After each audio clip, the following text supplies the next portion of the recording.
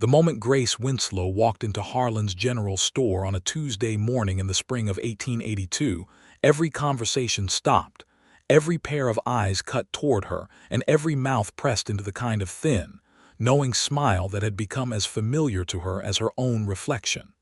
She kept her chin level. She had learned to do that much, at least. Dust Creek, Texas, was not a large town. It sat in the crease between two low hills about 40 miles east of San Antonio, stubborn as a splinter, and just as irritating to anyone who tried to ignore it. There was a church, a saloon, a livery stable, a post office attached to the general store, and a hotel that rented rooms by the week to traveling cattle buyers and the occasional land speculator. There were perhaps 300 souls living within riding distance of the town square, and Grace had the particular misfortune of knowing all of them, and of all of them knowing her.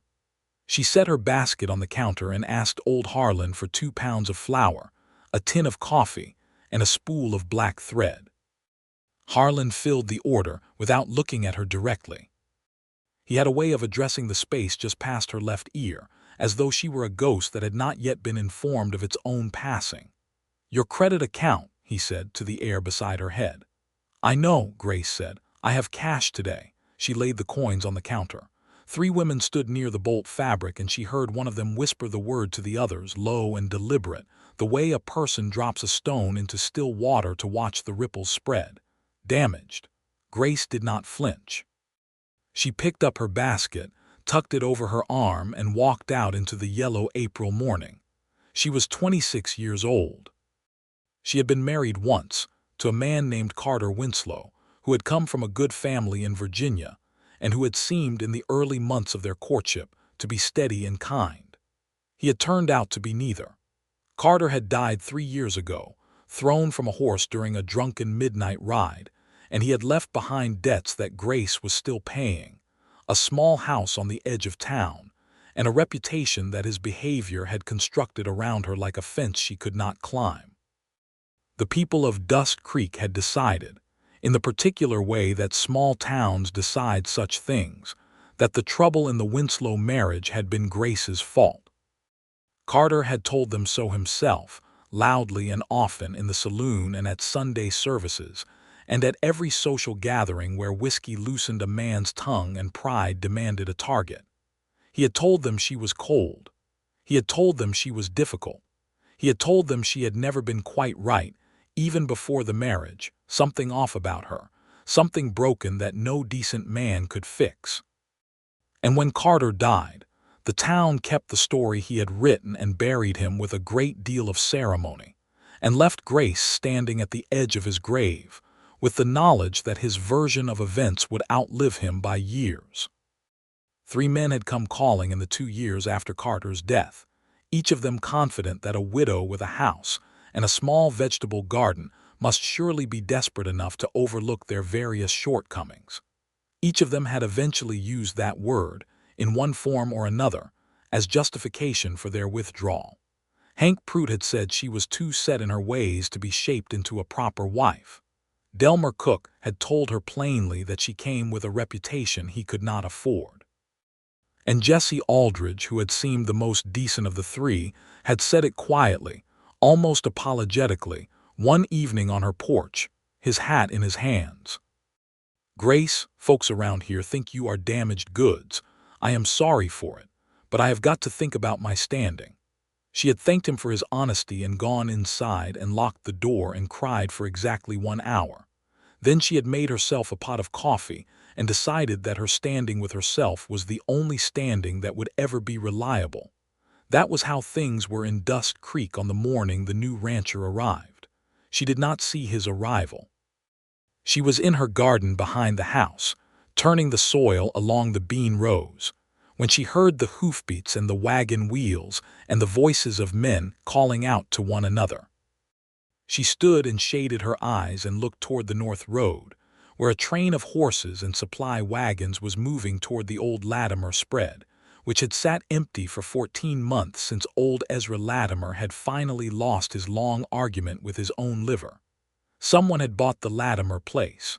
Grace watched the dust rise for a moment, then went back to her beans. She heard about him that afternoon from her neighbor, Hattie Crane, who was 63 years old, sharp-tongued and constitutionally incapable of minding her own business, all of which Grace considered virtues rather than flaws. "Ralph Morgan," Hattie said, settling into the chair on Grace's porch as though she owned it. "From Colorado, they say. Came down with a good string of horses and 2 hired hands and enough lumber in those wagons to build a small city. Paid for the Latimer place in full, cash on the barrel. Judge Welch about fell over when the man counted it out." "Good for him," Grace said, handing Hattie a cup of coffee. "He is not married," Hattie said, with the particular emphasis of a woman making a point. "Neither is the Reverend Michaels," Grace said. "I do not see you sending him casseroles." Hattie made a sound of dismissal. "Reverend Michaels is 64 and has the personality of a fence post. This Morgan fellow, from what Tom Bridger says, is 32. Looks like he was carved out of something solid and has manners. Tom says he said please and thank you to every man who helped him unload those wagons." "Hattie, I am only telling you what I heard." "You are telling me considerably more than what you heard." Hattie drank her coffee with the satisfaction of a woman who has planted a seed and expects it to grow whether the soil agrees or not. Grace thought about Ralph Morgan for approximately 3 minutes that evening, decided he was none of her concern, and went to bed with a book of botanical illustrations that she had borrowed from the traveling schoolteacher who came through Dusk Creek every few months. She met him on a Thursday.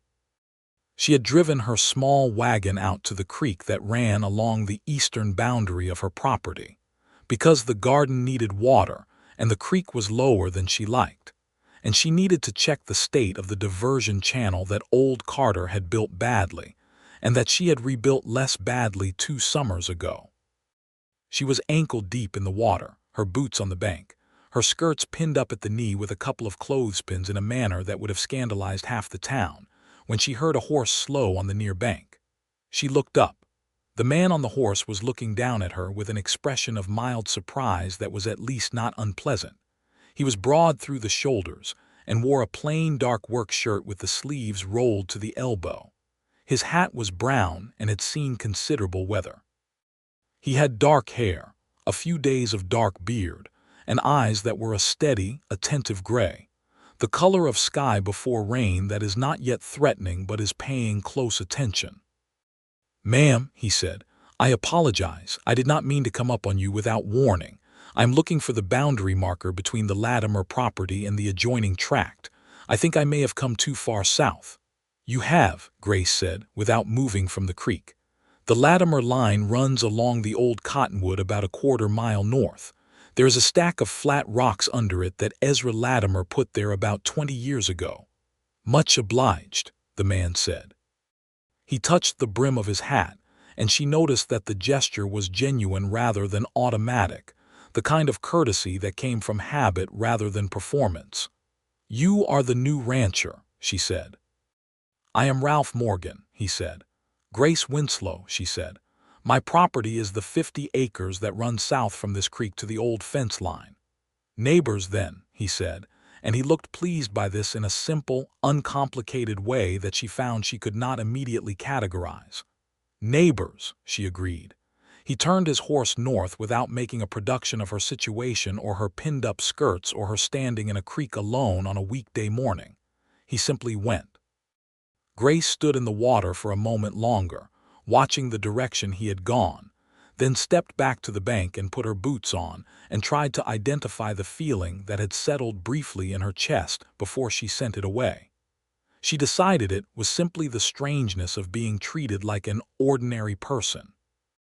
Ralph Morgan came to her door 4 days later with a question about water rights along the shared creek boundary, which was a legitimate enough question that she could not object to it, and she answered it as clearly as she could from what she knew of the original land grants, and he listened carefully and did not interrupt her, and when she was done he said, "Thank you. That is more useful than anything the county clerk told me." She offered him coffee because it was the hospitable thing to do, and he accepted because he apparently needed something to do with his hands while he thought. And they sat on her porch in the late afternoon light and talked about water and soil and the particular stubbornness of Texas clay. And somewhere in the middle of it, Grace realized she had been talking for 20 minutes without measuring her words or bracing herself for the subtle shift in a man's expression that told her he was fitting her into a category she had not chosen.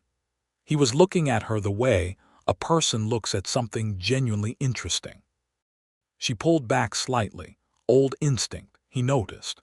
She could see that he noticed because something in his expression became quiet and careful, the way a man becomes quiet around a spooked horse, not to manipulate but to simply be less alarming. "I should let you get on with your evening," he said, rising. He picked up his hat from where he had set it on the porch railing. "The creek water is shared," Grace said. "Equally. That is what the original survey says. If you are thinking of expanding the diversion channel on your side, I would ask that you speak to me first." "Of course," he said. "I would not do otherwise." He left and she watched him ride north until the line of mesquite trees swallowed him up. She told herself this was a practical arrangement. Neighbors with a shared water source needed to communicate. It was sensible. It was nothing else. The town told her otherwise inside of a week. She had gone to the post office on a Monday morning, and Della Prout, who was Hank Prout's wife and who had never found it in herself to forgive Grace for the particular crime of simply existing, leaned across the mail counter and said in a voice pitched for an audience, "I heard the new rancher stopped at your place, Grace. You ought to be careful with that kind of thing." A man like that, fresh to town, he does not know yet. "Know what?" Grace asked, though she knew perfectly well what. "About you," Della said. "About the kind of woman you are." Grace looked at her steadily. "I am the kind of woman who picks up her mail on Mondays," she said. "Do you have anything for me or not?" There was nothing for her. She walked home with her empty hands and the particular burning in her throat that she had gotten very good at waiting out. She saw Ralph at the creek again the following Saturday, where he was working on his side of the diversion channel with one of his hired hands, a quiet young Mexican man named Esteban, who Grace would come to know as a person of considerable competence and very few unnecessary words. Ralph straightened when he saw her, and his expression was simply direct and open. "Good morning," he said. "I brought the survey map I got from the county. I want to make sure we are doing this correctly." "Can you spare a few minutes?" She looked at the map. They discussed it together, standing at the water's edge, and he pulled a pencil from his shirt pocket and made marks where she indicated and asked questions that showed he had been thinking about the problem carefully before bringing it to her. She found herself matching his precision, pointing to features on the map, correcting his understanding of one boundary with information she had from her own land documents. "You know this land well," he said. "I have lived here for 6 years," she said. I paid attention. "A lot of people live somewhere for decades and never really look at it," he said, and there was something in the way he said it that was not flattery but something more like recognition. Esteban, who had been working quietly nearby, said nothing, but Grace caught the edge of a small smile on his face before he turned back to his shovel. She started to understand, gradually and with some resistance, that Ralph Morgan was a man without performance in him. He did not tell her she was pretty, though she would see later in his expression that he thought she was. He did not ask her about her marriage or her history or the things people said about her. He talked to her about weather patterns and soil conditions and the price of cattle and the particular challenges of starting a new operation in a place where everyone already had established loyalties and supplier relationships. And when she talked, he listened with his full attention, which was rarer than gold in her experience. 2 weeks after his arrival, something happened that changed the texture of things in the town. Grace had gone to the livery stable to speak with Tom Bridger about her old mare, who had thrown a shoe and needed the farrier, and she arrived to find a small gathering of men, the kind that forms organically when there is something worth watching. Ralph was there, standing in the open stable door, and facing him was Delmer Cook, who was a large and broadly unpleasant man who had appointed himself the unofficial informant for every newcomer to Dust Creek. Grace stayed near the fence, out of their direct sight, not intending to eavesdrop but not moving away either. "Just thought you ought to know," Delmer was saying, with the generous tone of a man doing a great favor, "about the widow Winslow, seeing as you have been spending time over at her place." "We have discussed water rights," Ralph said. His voice was neutral. "Sure, sure. Well," Delmer shifted his weight and glanced at the other men, collecting their attention. "Her late husband was a good man, good family, and she made his life a misery is what everyone around here will tell you. Difficult woman, something wrong with her. Men in this town will tell you she is damaged goods. Just thought as a neighbor you should know." There was a silence. Ralph looked at Delmer Cook for a long moment. His expression was not angry exactly, but it had the quality of something very still and very serious. "I appreciate you taking the time," Ralph said at last, and his voice was even and measured. "But I will say this once clearly so there is no confusion. That word does not exist here. Not on my property, not in my presence, and not in any conversation I am part of. A woman's history and a dead man's grievances are not currency I deal in." Delmer blinked. "I am just telling you what the whole town knows." "Then the whole town has been saying something that is not worth saying," Ralph said simply. "I have found Mrs. Winslow to be straightforward, intelligent, and fair in all our dealings. That is the only accounting I need." He turned and walked into the stable, and the conversation was over. Grace stood at the fence and felt something happen in her chest that was large and uncomfortable, and that she could not immediately name. Her eyes burned briefly, and she pressed her lips together and breathed through it. She was not accustomed to being defended. She had not known how it would feel. It felt like standing in sunlight after a very long winter. She managed to complete her business with the farrier without speaking to Ralph, who was examining a horse on the far side of the stable, and she drove her wagon home with her jaw set and her eyes forward, and her mind full of things she was not yet willing to examine too directly. Hattie Crane arrived on her doorstep before supper. "You heard," Grace said, because of course she had. "All of Dusk Creek has heard by now," Hattie said, coming inside and settling herself at the kitchen table with the ease of a woman who considers your kitchen an extension of her own. "Delmer Cook is as red in the face as a man who has been publicly embarrassed, which is exactly what has happened to him." "Mr. Morgan did not need to do that," Grace said, setting the kettle on. "No," Hattie agreed. "He did not need to. That is precisely the interesting part." Grace set cups on the table. "Do not start, Hattie. I have not said a word. You are thinking several things very loudly." Hattie smiled into her cup.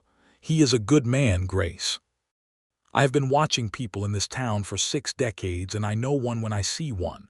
And what he said today in front of those men, that was not a small thing." "I know it was not," Grace said quietly. "What are you going to do about it?" Grace looked out the window at the western light going amber over the flat land. "Nothing foolish," she said. "I was not suggesting foolish," Hattie said. "I was suggesting honest." That word sat with Grace all through the evening, through the supper she cooked and ate alone, through the dishes and the lamplit hour she usually spent reading, through the night sounds of the house settling and the coyotes calling somewhere out beyond the fence. Honest. She had been many things in her life. She had been young and hopeful, and then frightened, and then careful, and then simply determined. She had not, for a very long time, allowed herself to be honest about the things she wanted, because wanting things had become associated in her mind with the particular pain of having them denied or taken or used against her. She wanted to thank him. That was honest. She baked a pie on Sunday morning, which she told herself was only good manners and not any kind of statement, and drove it out to the Latimer place in the afternoon. The ranch had changed considerably in the 3 weeks since Ralph Morgan had arrived. The broken fence sections were repaired. The yard was clear of the accumulated debris of Ezra Latimer's long decline, and 2 new horses stood in the corral watching her wagon with mild interest. The house itself had new shingles on the left side of the roof and fresh white paint on the window frames, and there was a kitchen garden being laid out in a sunny patch near the south wall, just the stakes and string lines of it, but already suggesting intention and care. Ralph was at the corral when she drove in. He came across the yard with the unhurried directness that she was coming to recognize as his natural way of moving. "Mrs. Winslow," he said. "I brought a pie," she said, which was obvious, but she needed to say something while she assembled herself. "Apple. I had more apples from the cellar than I can use." He looked at the pie and then at her, and something in his expression was warm and careful at once. "Thank you," he said. "Would you like to come in? I could make coffee." She should have said no. She should have handed over the pie and driven back to the sensible safety of her own property. She said yes. The inside of the house was spare, and clean and smelled of fresh lumber and wood smoke. There was almost no furniture except for a table and 2 chairs and a set of shelves along one wall, mostly empty but for a few books and a lantern. The simplicity of it was not poverty but choice, she thought, the home of a man who had not yet decided what he wanted his life to contain. She sat at the table while he made coffee on the cast iron stove, and she looked at the books on the shelf. A Natural History of North American Grasses, a Practical Guide to Horse Breeding, a volume of essays by someone she did not recognize, and unexpectedly a thin poetry collection. "You read poetry," she said. "My mother left me those books," he said, bringing the coffee. "I read them because they were hers, but some of them I have read more than once, which I take to mean I actually like them." He cut the pie and they ate it in the bright afternoon light coming through the window, and Grace decided that the moment called for directness. "I was at the livery stable," she said, "on Friday. I heard what you said to Delmer Cook." He set down his fork and looked at her. Not apologetically, not with the particular male discomfort of a man who has been caught doing something generous and does not know how to carry it, just openly. "I thought you might have heard," he said. "You did not have to do that." "No," he said, "I did not have to." But what he was saying was wrong, and I do not generally let wrong things be said in front of me without saying so. "People in this town have been saying those things for years," Grace said. "There have been plenty of men present for it, and not one of them has ever said otherwise." He was quiet for a moment. "I am sorry for that," he said, and the simplicity of it, the directness of the apology without any hedging or qualification, did something to the tightness that Grace had been carrying in her chest for so long she had forgotten. It was not simply her natural shape. "Carter was not a good man," she said, and she had not planned to say it, but it came out of her with the certainty of something that had waited a long time for the right air to breathe. "He was charming before we married and cruel after. The cruelty was private mostly. Words mainly. Just enough to make me small and make himself large in comparison.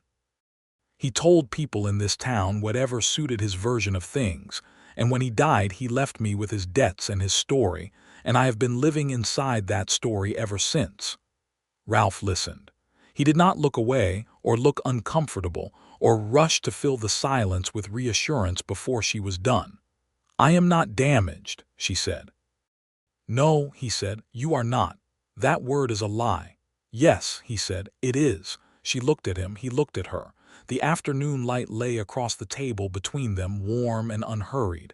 "I should go," she said at last. "You do not have to," he said, which was simply true and simply stated.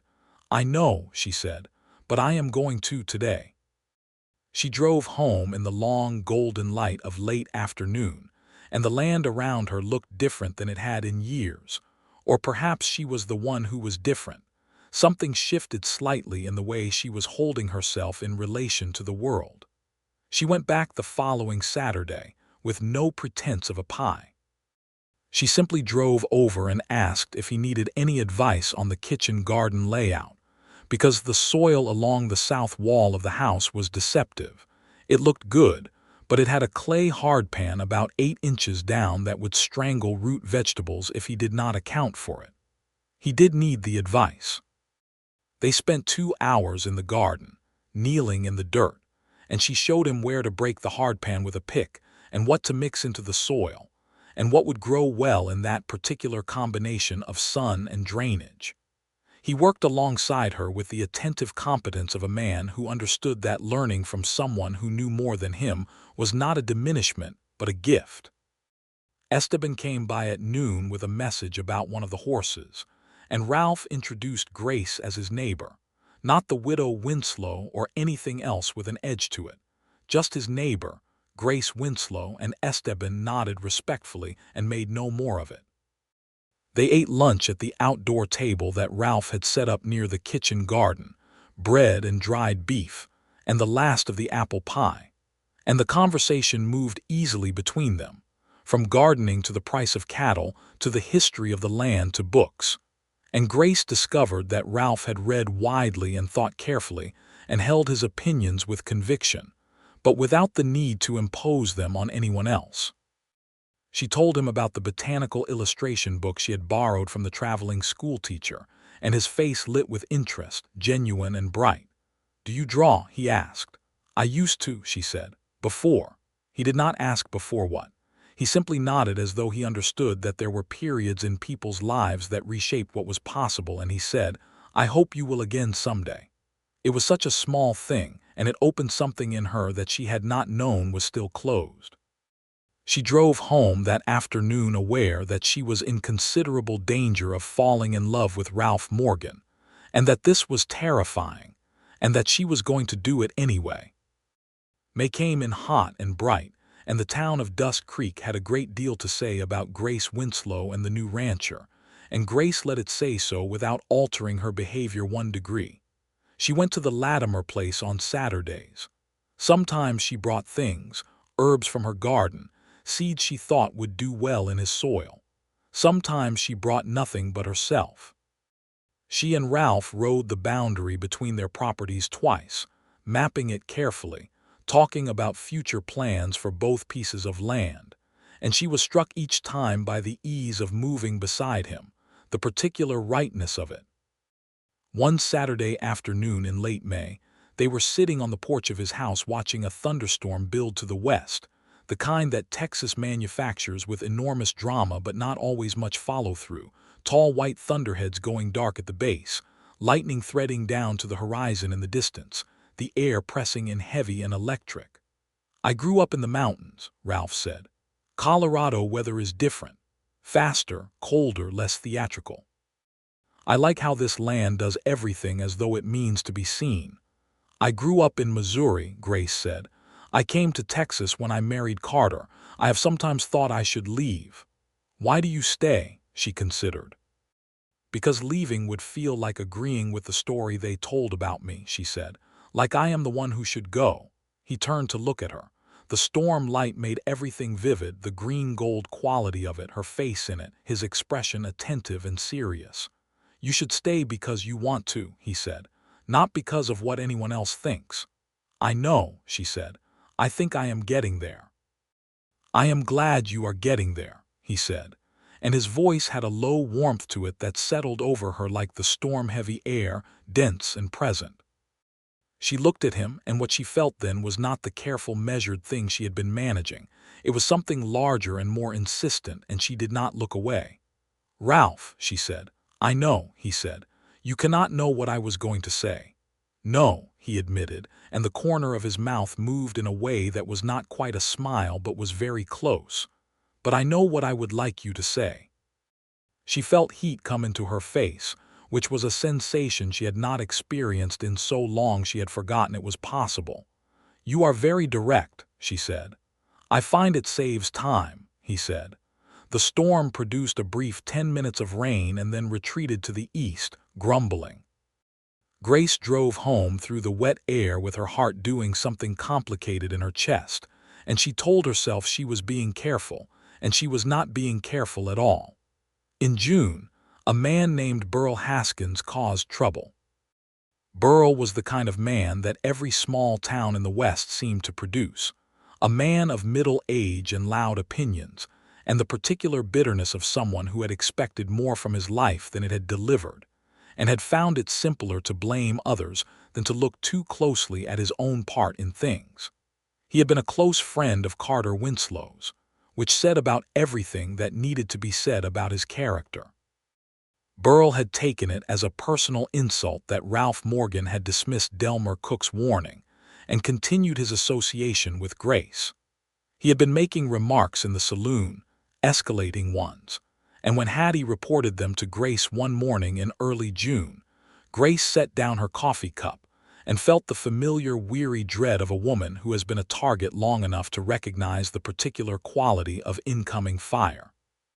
"He is telling people that Ralph Morgan does not understand what he has gotten into," Hattie said, "and he has been saying worse things about you, Grace, things I will not repeat." "You do not need to," Grace said. "I know the words." "He is going to say them to Ralph's face eventually," Hattie said. "That is my concern." Grace went to the Latimer place that afternoon without waiting for Saturday. Ralph was in the barn with Esteban and the other hired hand, a solid older man named Pete Garrett, working on a horse with a leg problem. Ralph came out when he heard her wagon and took one look at her face. "What is it?" he said.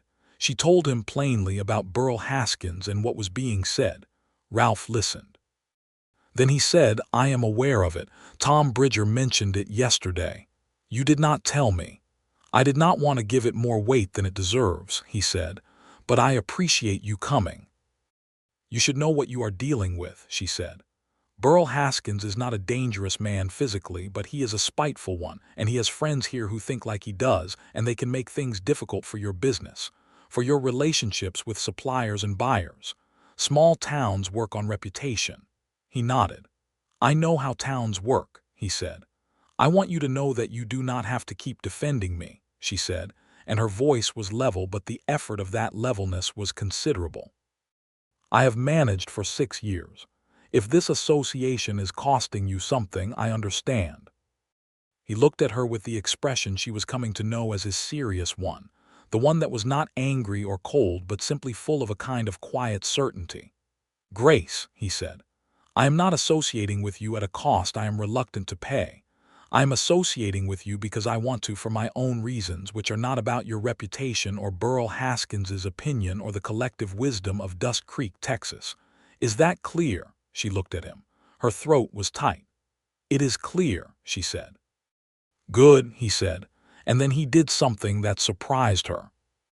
He reached out and took her hand, which was standing beside her wagon wheel at the time, and he held it with a simple, steady certainty, and she felt the warmth of it move all the way up her arm and into the region of her chest where the tight things lived. "Come and see the horse," he said. "Esteban thinks it is the tendon, but I think it is something higher. I would like your opinion." She blinked. "I am not a veterinarian." "No," he said. "But you are a woman who pays attention to things, and that is worth more in most cases." He had not let go of her hand. She let him lead her into the barn. The dispute with Burl Haskins came to a head 10 days later in front of the general store, which Grace privately thought showed poor judgment on Burl's part, since Harlan kept a chair by the door from which he observed everything, and reported to anyone who would listen, which was everyone. Grace had been at the store to pick up a shipment of seed she had ordered when she came out to find Ralph's horse tied at the post, and Ralph himself in a direct conversation with Burl Haskins on the board sidewalk. She stayed near the door. Burl was red in the face and making his points in the loud, slightly theatrical way of a man who is performing for an audience. "You have been warned about that woman by decent people in this town," he was saying, "and you have chosen to ignore it, and I am telling you now that it reflects on your judgment. She is damaged and everyone here knows it." Ralph looked at Burl Haskins with a steadiness that was not combative but was absolutely immovable. "That word," he said, quietly enough that people had to lean in slightly, which made his words carry more weight, not less, "does not exist here. Not in Dust Creek, not anywhere near me, and not in regard to Grace Winslow. She is a woman who has survived circumstances that would have broken a lesser person, and she has come through them with her character intact. I cannot say the same for everyone I see on this sidewalk today." The pointed nature of that last sentence was unmistakable. Burl's face went from red to a more complicated shade. "You are making a mistake," Burl said. "I have made mistakes," Ralph said. "I know what they feel like. This is not one."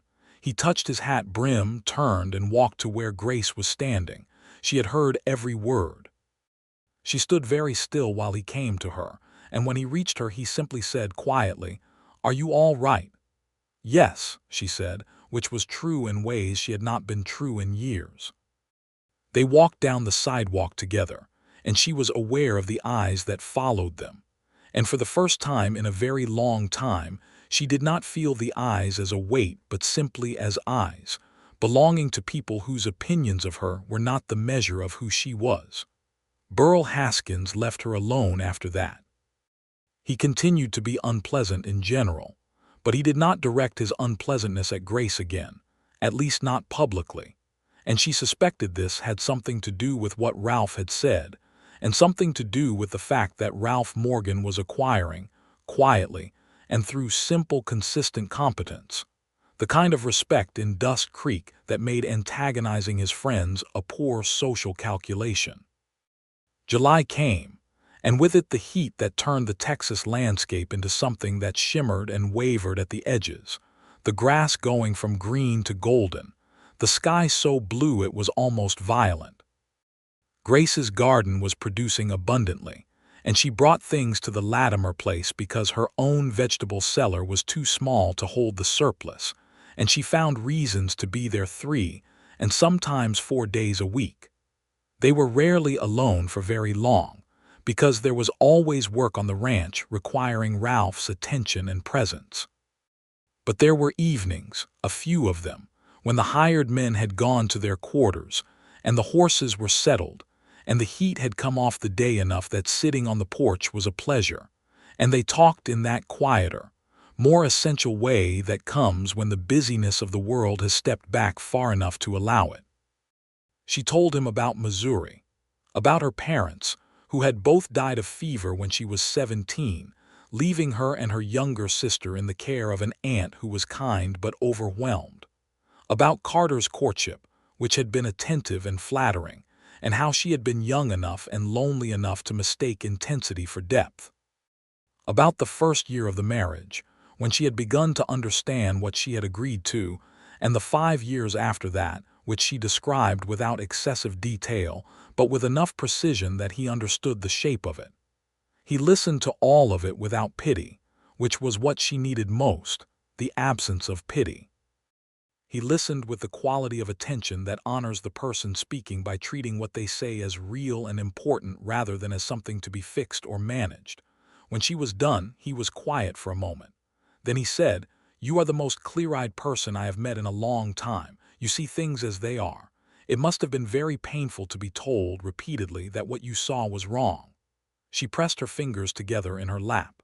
"Yes," she said simply. "It was wrong of them," he said. "All of them. I know that now," she said. "I am still learning to feel it." He reached across the narrow space between their chairs and covered her hands with his, the same steady warmth he had offered before, and this time she turned her palm up and held his hand back. She told him about her sister Clara, who had married well and lived in St. Louis, and with whom Grace exchanged letters every few weeks. Clara had been begging her to come to St. Louis for years. Grace had always found reasons not to go. "Why?" Ralph asked. "Because going would have felt like giving up," she said. "And because I was not sure who I was anymore, and I did not want to find out in someone else's city." "Have you found out now?" he asked. "Who you are?" She thought about it. "I think I am finding out," she said. "It is an ongoing process." He smiled at that, a real full smile that changed his whole face and that she was not yet accustomed to seeing directed at her, the warmth of it. "I like the ongoing process," he said. "I would like to see more of it." She held his hand and watched the stars come out over the flat Texas land and felt something in her that was not careful at all. He kissed her for the first time on a Tuesday evening in late July. She had been helping him hang the new curtains in the front room of the ranch house, a domestic task that had come about because the curtain hardware was stubborn and awkward, and he needed a second pair of hands, which was true, and also, she privately thought, because he had enjoyed finding practical reasons for her to be there. She was standing on a chair wrestling with the rod above the window while he steadied the chair with his hands on the back of it, and she had the rod in place finally, and was about to step down when she found that he was very close, looking up at her, and the curtains were forgotten. She stepped down from the chair and they were standing very near each other in the afternoon light, and she looked at him. And he said her name, just Grace, the way you say a word you have been wanting to say aloud. And then he kissed her, with the same directness and care that characterized everything he did, his hand coming up to her face with a gentleness that was entirely deliberate. She kissed him back, which was also deliberate. The deliberateness of it, the choosing, was the thing that mattered most to her in that moment. She was not swept away by circumstance or loneliness or gratitude. She wanted to kiss Ralph Morgan, and she was kissing Ralph Morgan, and the two things being the same was a revelation. They broke apart and looked at each other, and she felt her face doing something warm and involuntary. I have been wanting to do that since approximately the second Thursday I came over to discuss water rights, he said. That is very specific, she said. I have a precise mind, he said. She laughed, which surprised her, the brightness of it. She had not laughed like that, full and unheld, in a long time. I should finish the curtains, she said. Yes, he said, not moving. We should. They hung the curtains and then sat on his porch until well past dark, and when she drove home in the summer night, she was aware of the stars and the warm air and the sound of her own heartbeat, with the particular vividness that comes when the world has suddenly become larger than it was this morning. August arrived with its full intensity, and with it a complication, the shape of which Grace had not expected. Her sister Clara arrived. Not with warning, because Clara was a woman who found warnings an inconvenience that slowed the momentum of whatever she had decided to do. She appeared on a Wednesday morning in a hired buggy from the San Antonio stage, wearing a deep blue traveling dress that looked very much out of place against the dust and mesquite of Dust Creek, and she climbed out and stood in Grace's yard and held out her arms, and Grace walked into them without thinking. You are thinner, Clara said, pulling back to look at her. I am exactly the same, Grace said. You look better than you have in years, Clara amended, studying her more carefully. Your letters have been different, less careful. Come inside and tell me everything. Clara was 24, 2 years younger than Grace, with their mother's dark hair and a liveliness about her that Grace had always quietly envied.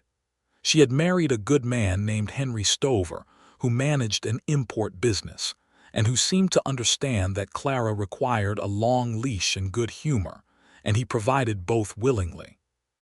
Grace told her about Ralph over coffee at the kitchen table, trying to be measured about it, and Clara listened with growing brightness in her expression, and then said, Grace, your face when you say his name.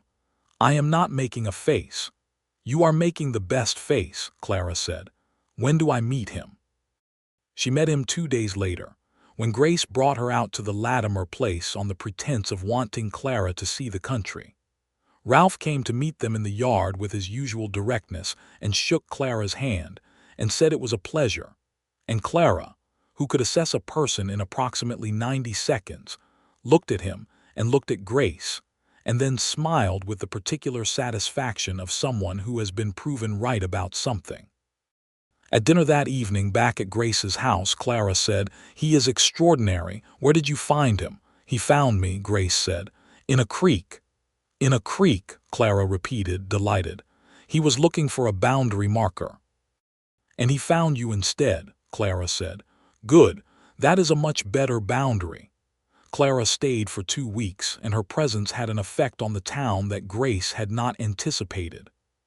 Clara was charming in the way that people with confidence and good humor are charming, easily and unconsciously, and she talked to everyone in Dust Creek with equal warmth, from Hattie Crane to the young men at the livery stable, and somehow her obvious delight in Grace, her clear affection and respect for her older sister, gave people a new frame through which to see Grace Winslow. Or perhaps, Grace thought, it simply confirmed what Ralph had already begun to establish by his words and behavior, that the story Dust Creek had been telling about her was not the only story, and perhaps not even the true one. Delaprout, of all people, stopped Grace on the street near the end of Clara's visit and said, Your sister is a lovely woman, a small thing. But she said it directly to Grace's face, without the air-beside-the-head routine that had been Harlan's approach, and Grace thanked her simply and moved on and later told Hattie about it. And Hattie said, "The tide is turning, girl," with the satisfaction of someone who has been watching a long winter and has spotted the first definite sign of spring. Clara left on a Tuesday, embracing Grace for a long time at the stage station and whispering in her ear, "Do not be afraid of good things."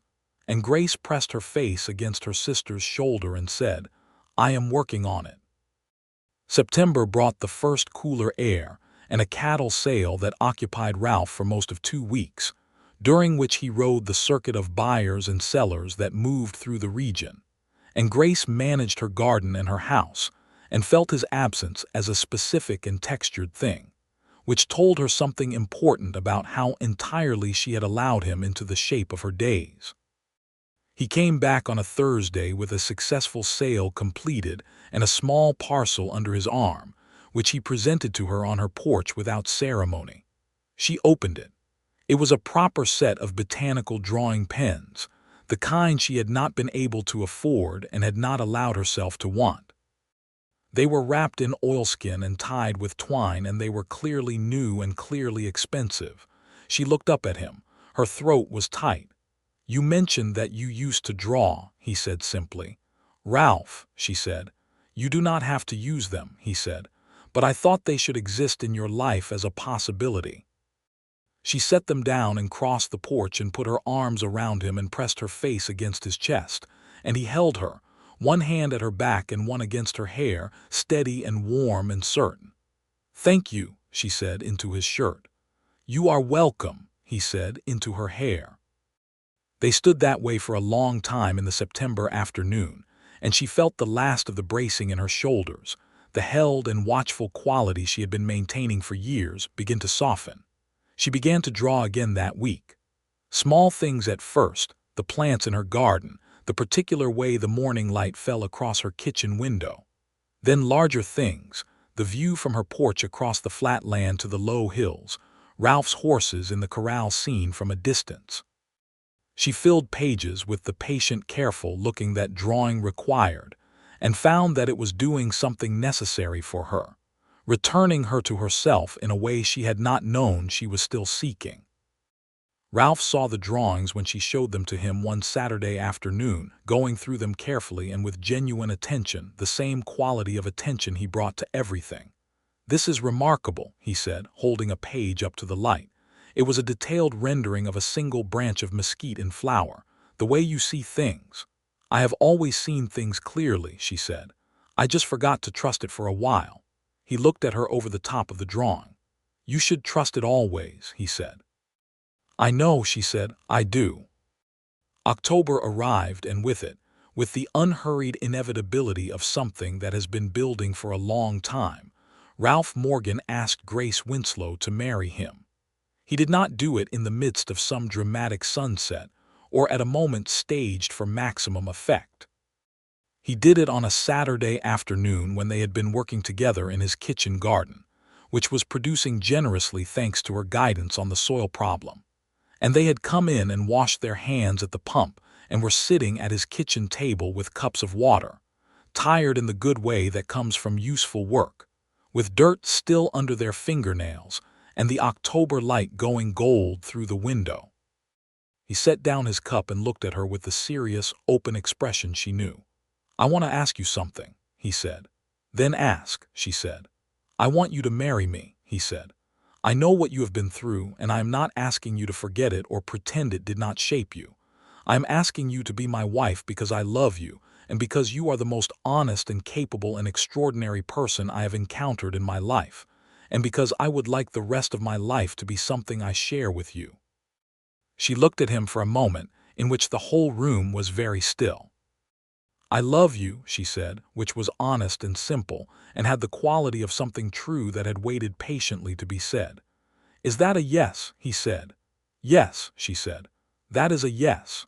He smiled, the full one, the one that changed his whole face, and she smiled back with the unfamiliar ease of a woman who has stopped being afraid of her own happiness.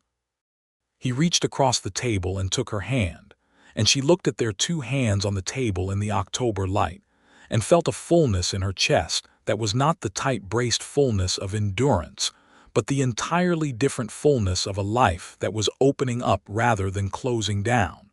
They were married in December. Grace had originally thought she wanted a small ceremony, just Hattie and Clara and perhaps Esteban and Pete, but it turned out that events had a momentum of their own, and Clara wrote that she was coming with Henry and nothing would stop her. And Hattie Crane appointed herself the organizer of the event with an efficiency that left no room for disagreement. And even Harlan at the general store contributed a bolt of cream-colored muslin for Grace's dress with a note that said he was glad to do it. Which was perhaps not the most comprehensive apology, but was something. The Reverend Michaels, who was indeed 64 and had a personality that Grace would describe as reliable rather than a fence post, performed the ceremony in the church on a clear December morning with a cold blue sky outside and the smell of cedar boughs that Hattie had arranged along the window sills. Grace wore the cream muslin, which she had made up herself with Hattie's assistance into a dress that was simple and well cut and right for her. She carried a bundle of dried wildflowers from her summer garden, tied with the same kind of twine Ralph used on his parcels. Ralph stood at the front of the church in a dark coat that fit him properly for once and looked at her when she walked in with an expression that she would remember exactly for the rest of her life. It was not the look of a man observing something pleasing. It was the look of a man who has found the thing he was looking for and knows it without any ambiguity. Clara wept during the vows. Henry put his arm around her. Hattie Crane did not weep, because she had apparently decided that someone needed to maintain composure, but her eyes were very bright. Grace said her vows clearly and directly, looking at Ralph's face, and he said his the same way, and when the ceremony was done, he kissed her in front of the assembled congregation with warmth and some considerable feeling, and there was applause, genuine and generous, which surprised Grace a little. Afterward, at the gathering in the church hall that Hattie had organized with terrifying competence, Tom Bridger shook Ralph's hand and said, "Good man," with a simplicity that Grace thought covered a great deal of ground. Several other men from town came to say their versions of the same thing, and women who had spent years looking past her left ear spoke to her face, and she received it all without bitterness, because the present moment was too full of the right things to leave room for the old injuries. She danced with Ralph on the cleared floor of the church hall to the fiddle music that Esteban produced from somewhere, and she had forgotten that she liked dancing, and Ralph was better at it than she had expected, leading with a light, sure touch. "Where did you learn to dance?" she said. "Colorado," he said. "My mother insisted." "I like your mother more and more," Grace said. "She would have liked you," he said. "Enormously." They moved together in the warm lamplight while the fiddle played and the December cold pressed at the windows, and Grace felt the simple and profound rightness of being in a room full of people who were glad for you, and of being held by someone who knew you and chose you anyway, who had chosen you precisely, without reservation. Clara found her near the end of the evening and held both her hands and looked at her face. "Well," Clara said. Grace looked across the room to where Ralph was talking with Henry, their heads bent in the interested way of two men discovering a mutual topic, and she felt the warmth of it spread through her. "Well," she said. Clara squeezed her hands. "There she is," she said softly. "There is my sister." Grace squeezed back. "She was here the whole time," she said, "just waiting for some good reasons to be less hidden." They moved to the Latimer place in January, which they had both started calling simply the Morgan place, and Grace brought her house plants and her drawings and her botanical pens and her cellar full of preserved vegetables, and the worn copy of the botanical illustration book that the traveling schoolteacher had finally agreed to sell her outright. The house was larger than her own, and they settled into it together with the practical ease of two people who have already established a working rhythm with each other. She took over the kitchen garden planning entirely, and Ralph added a proper garden shed near the south wall where she could keep her tools and spend time with her drawings in the afternoon. He built the shelves for it himself, wide and smooth, and lined them with the oilskin she specified. And she stood in the finished shed on a February morning with her pens arranged on the shelves, and felt a kind of prosperous contentment that was not grandiose but was absolutely solid.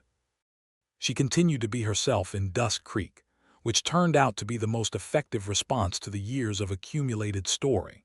She went to the general store and the post office and the church, and she was Grace Winslow Morgan now, and she was Ralph Morgan's wife, and the combination of her own steady presence and his plainly evident respect for her gradually worked on the town the way water works on stone, not dramatic but persistent and ultimately transforming.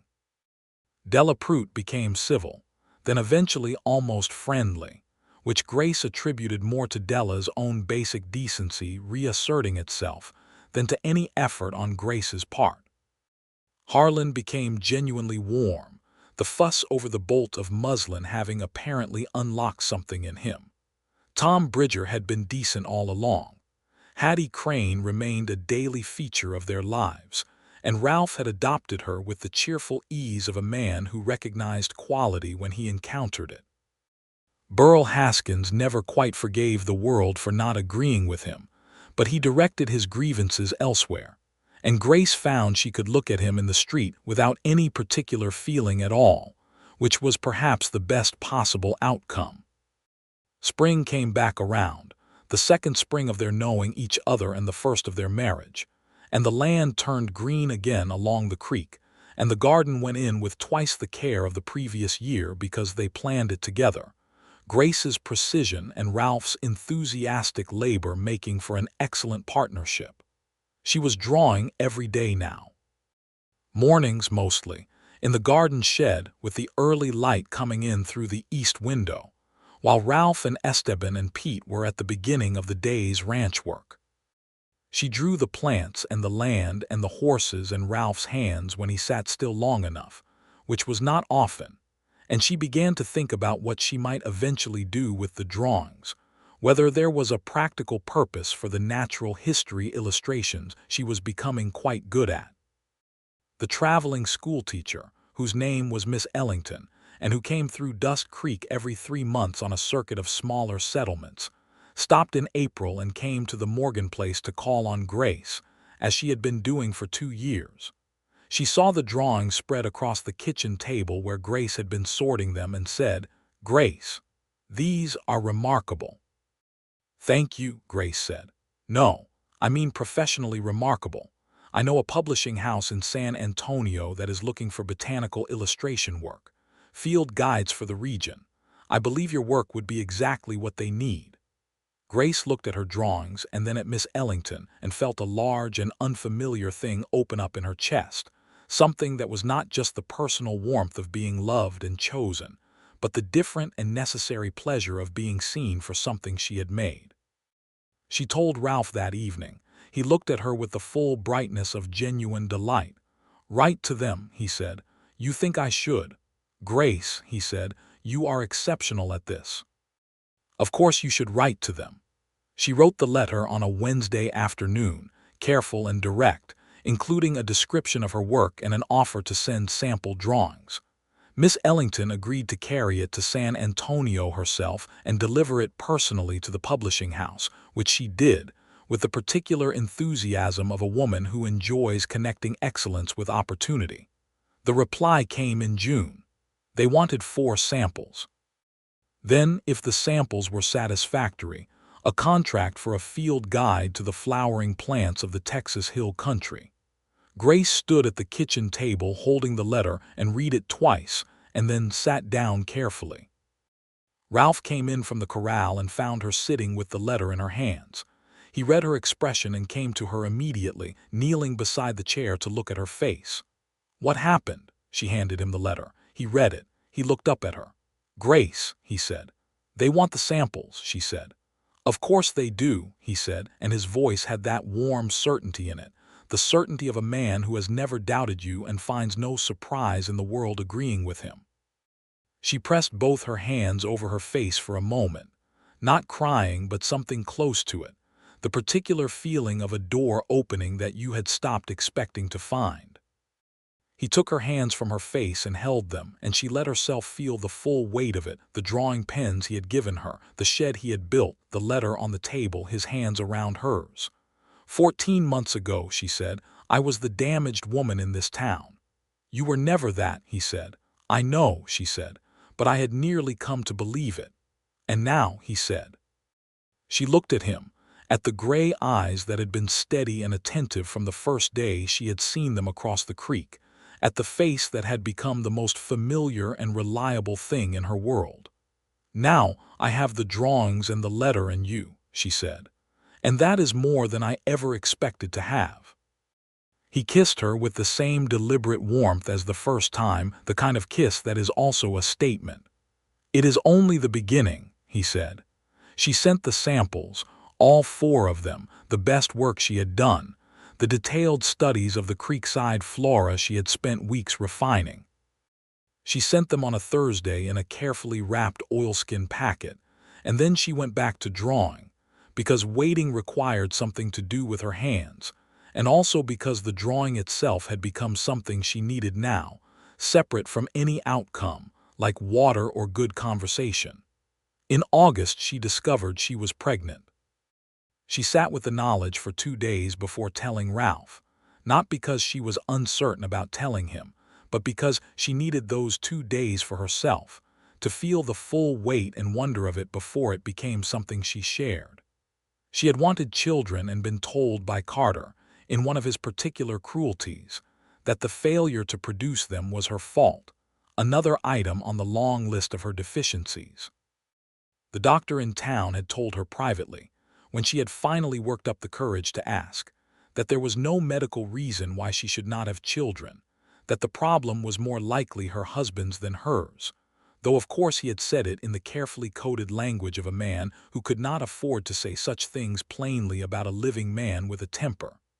She told Ralph on a Sunday morning, across the kitchen table, with the same directness she had learned from him. He sat very still for a moment. Then he reached across the table and took her hand, and his face had an expression that she had never seen on it before, open and luminous with something that was too large to have a precise name. "Are you well?" he said. "How are you feeling?" "I am well," she said. "A little tired in the mornings, but well." "Are you happy?" he said. She thought about the question with the care it deserved. "I am so happy," she said, "that I keep waiting to find something wrong with it." "Stop waiting," he said gently. "I am trying," she said. "I know," he said. "I will help." She leaned across the table and he met her halfway, and they held each other in the morning light of their kitchen in the house that had become genuinely theirs. She told Hattie Crane the same week, because keeping things from Hattie was both impossible and somewhat unkind. Hattie cried, which she had not done at the wedding, and then was immediately embarrassed about it, and covered the embarrassment by launching into an extensive list of practical preparations and advice that lasted 45 minutes and was delivered at a brisk pace. Grace listened to all of it and wrote down the parts she thought were genuinely useful and smiled at the rest. "You are happy," Hattie said at the end of it, stopping suddenly and looking at Grace with the quiet directness of someone who has been watching a person for a long time and is now seeing the correct version of them. "Yes," Grace said. "Good," Hattie said. "You were always supposed to be." The publishing house sent a contract in September. Grace opened the letter at the kitchen table while Ralph stood behind her with his hands on her shoulders, both of them reading. The contract was for the field guide, a 12-month project with a payment schedule and a provision for Grace's name on the cover as illustrator.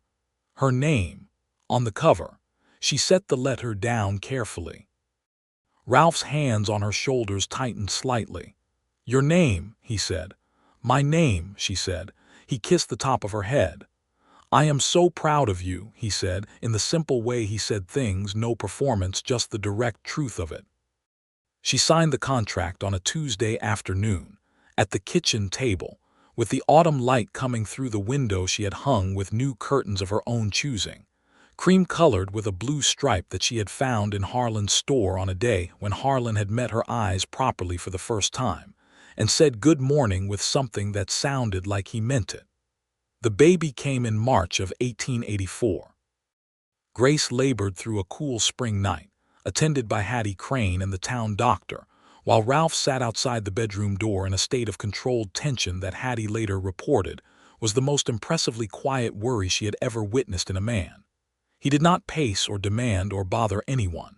He simply sat, present and still, and when the baby was born and the crying started, the sound of it brought him to the door immediately, and Hattie let him in to see his wife and son. A boy. Dark hair, red-faced, outrageously loud about his arrival and perfect. Ralph sat on the edge of the bed and looked at Grace and at the child she was holding, and his face did the luminous thing again, large and open and beyond its own precision. "He is extraordinary," he said. "He is very loud," Grace said with a tired and enormous smile. "He has opinions," Ralph said. "He comes by that honestly." They named him James William Morgan for Ralph's father and for Grace's father, who had died of fever when she was 17 and whom she had missed every year since. James William Morgan came into the world with considerable confidence and proceeded to arrange the household around his preferences, which were for feeding and motion, and the particular quality of his father's voice reading, aloud from the natural history book in the evening. Ralph had discovered early on that reading in a low, steady voice was the most reliable method of getting the boy to sleep, and he read to him every night from whatever was at hand, sometimes the grass book, sometimes the poetry collection his mother had left him, sometimes from Grace's botanical illustrations, describing each plant with the gentle precision that made Grace, listening from the doorway, feel that her work was being honored in the most domestic and genuine possible way. She finished the field guide illustrations in November of 1884, working in the mornings while James slept, and in the evenings with Ralph nearby, the two of them companionably occupied at the kitchen table, Ralph with his ranch accounts and Grace with her drawing pens, and the careful rendering of columbines and bluebonnets, and the yellow-eyed daisies she had found along the creek. She sent the final drawings to the publisher in San Antonio on a gray November morning, tucked into their oilskin wrapping, and felt the particular bittersweet completeness of a long project done. When the field guide was published the following spring, a copy arrived at the Morgan Ranch in a brown paper parcel from the publisher. Grace unwrapped it at the kitchen table with Ralph beside her and James in his chair nearby, engaged in the important work of examining his own hands. The cover said, "Field Guide to the Flowering Plants of the Texas Hill Country, illustrated by Grace Winslow Morgan." She ran her thumb over the letters of her name and felt a full circle closing, the girl in Missouri who had drawn wildflowers in the margins of her school books, and the woman at this kitchen table with her name on a published cover and her husband beside her and her son in the corner and the April light through the window. Ralph put his arm around her. She leaned into him. "There it is," he said. "There it is," she said. Miss Ellington arrived in Dust Creek on her spring circuit the following week and bought 3 copies of the field guide from the small supply that Harlan had ordered for the store, which was itself a kind of completion. Grace's work for sale in the store where she had once been talked past by a man who could not look at her directly. Harlan sold out of all 3 copies the first week and ordered more. The town of Dust Creek, like all towns, was composed of people rather than a single collective opinion, and the people of Dust Creek, individually and gradually, had been revising their understanding of Grace Winslow Morgan for 2 years. The field guide accelerated the revision considerably, in the way that visible accomplishment tends to, because it is difficult to maintain one story about a person in the face of their name on a published book about the plants of your home region. Della Prout bought a copy and told Grace at the church social that it was beautifully done, and Grace thanked her without irony, because Della meant it, and meaning things was always worth acknowledging. Even Burl Haskins, whose capacity for revision was limited but not entirely absent, purchased a copy at Harlan's store. Though whether he read it or simply owned it as a grudging acknowledgement, Grace never knew and did not need to know. What she knew was this. She was 30 years old, and the spring afternoon light was coming through the window of her garden shed while she worked on a new series of drawings. This time the grasses of the creek bottom that Ralph had suggested might make an interesting companion volume.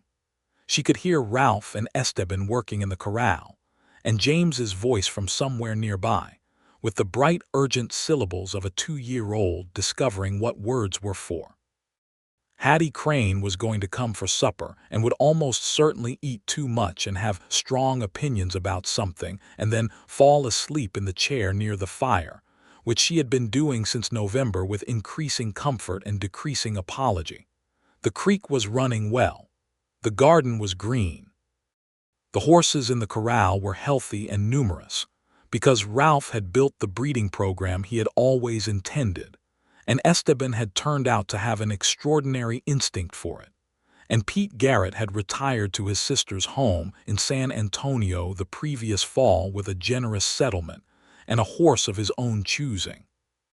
Grace set down her pen and looked at the drawing in front of her, a careful study of Sidiote's grama and seed, the particular feathered asymmetry of it, and she felt the quality of the afternoon, the realness and rightness of it, pressed through her like the sunlight through the shed window. She heard James start up with something and Ralph's voice coming in response, low and patient, and then the particular sound of James's laughter, which was a sound she could not hear without something in her chest going warm. She would remember in later years that she sat in the shed that afternoon for perhaps 20 minutes, simply feeling the specific texture of her own life, the way a person sometimes stops in the middle of the ordinary and looks at it directly, not because it is exceptional but because it is real and it is hers, and she has fought her way to it through circumstances that were not of her making. She was not damaged. She had never been damaged.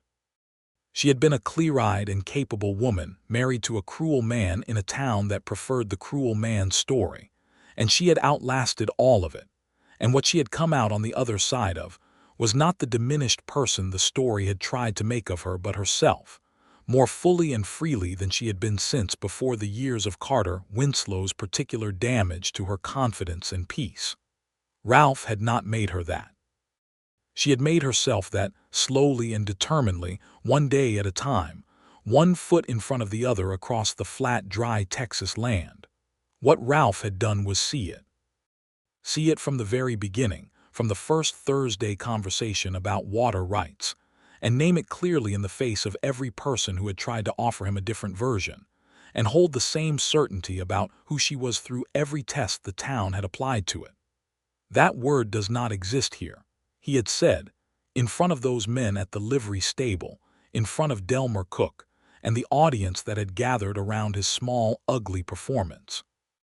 And she had believed him, not because she needed him to make it true, but because what he had said was already true, and having it spoken aloud by someone who meant it with their whole nature, had given her the particular permission that we sometimes need from another person to know what we already know. She picked up her pen and went back to the grama grass. The late afternoon light shifted, went amber, and Ralph appeared in the doorway of the shed with James on his hip, the boy reaching enthusiastically toward everything within range of his small hands. "Supper," Ralph said. "In a few minutes," she said. "I want to finish this section." He looked at the drawing from the doorway. "The seeds," he said. "You have the spacing exactly right." "I know," she said. He smiled. James grabbed for Ralph's collar with both hands and made a pronouncement in the emphatic but imprecise language of his age. Ralph caught his hands and kissed the top of his head without interrupting the smile. "Come in when you are ready," Ralph said. "I will," she said. He went, and she heard his voice and James's voice receding toward the house, and she bent over the drawing in the last good light of the afternoon, her pen moving carefully across the page, and the world was whole and present and entirely, exactly hers. When she came in for supper, the kitchen was warm and smelled of the rabbit stew that Ralph had learned to make from Esteban's mother's recipe, which Esteban had written out carefully in English and Spanish side by side and presented to them as a housewarming gift the previous winter. James was in his chair making a serious investigation of a biscuit. Hattie was already at the table with her cup of coffee. "You are late," Hattie said. "I was drawing," Grace said. "Sit down, then," Hattie said. "Your husband made the rabbit stew again." "It is good stew," Ralph said from the stove. "It is excellent stew," Hattie confirmed. "I have said so consistently." Grace sat down and looked around the table, at Hattie's sharp, bright face, at James conquering his biscuit with both hands, at Ralph turning from the stove with the good, plain satisfaction of a man who is doing what he wants to do in the place he wants to do it. He set the pot on the table and met her eyes, and what passed between them in that look was not dramatic or performed. It was just the private language of two people who know each other well and have decided to spend their lives in each other's company, and have found that it is better than they expected, which is the best possible outcome of any such decision. "Good afternoon," he said. "Very good," she said.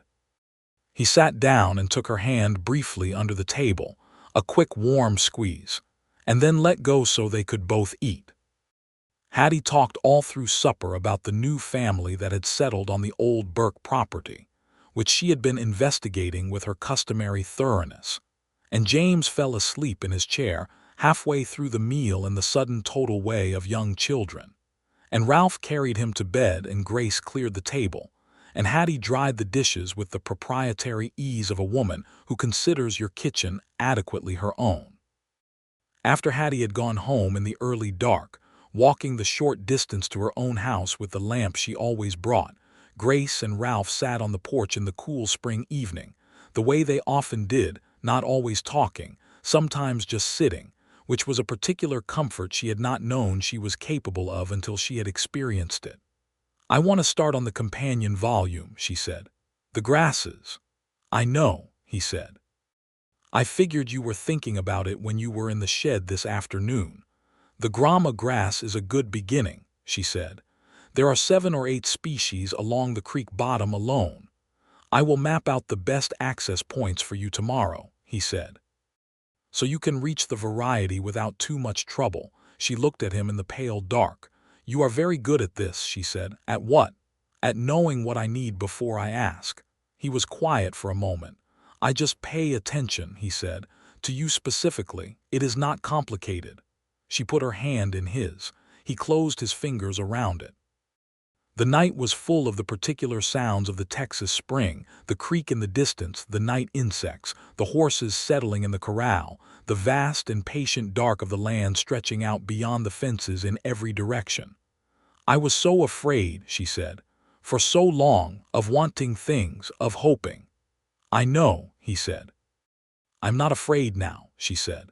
"No," he said. "I know that too."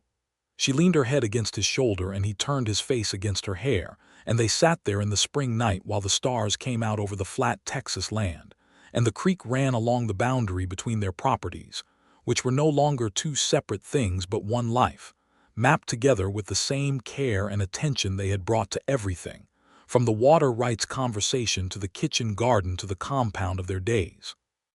Hattie would come back tomorrow. James would wake before dawn with opinions. The grama grass was waiting in the creek bottom, 7 species at least, full of the particular structural beauty that Grace's eye would find, and her hand would render, and her name would eventually put before people who needed to know what grew along the waterways of their own home ground. And Ralph would be there, steady and present and genuinely himself, the man who had ridden into the south boundary of the Latimer place looking for a stack of flat rocks, and found instead his neighbor in a creek with her skirts pinned up and her boots on the bank, and had known from approximately the second Thursday that she was exactly who he had been looking for. The word the town had used about her was not spoken in this house. It had never been spoken here, not once, because Ralph had said from the very beginning that it did not exist here, and he had meant it with his whole character, and the space he had made by refusing it had given Grace the room to remember who she was and to become, fully and without reservation, more entirely herself. She was Grace Winslow Morgan. She had drawn every plant along the creek, and she would draw the grasses next, and the field guide had her name on the cover. And the man beside her had always, from the very first, seen exactly who she was and called it excellent and true. The spring night was warm and full and permanent, and she let herself have it without waiting for something to go wrong, because she had learned, slowly and with considerable effort, that good things were allowed to simply be good, and that she was allowed to be in them, and that this was not dangerous but the ordinary and sufficient miracle of a life that had opened its door after a long winter and let the right person in. She closed her eyes and listened to the creek and the night, and Ralph's hand was warm around hers, and everything was exactly, completely, closed and whole.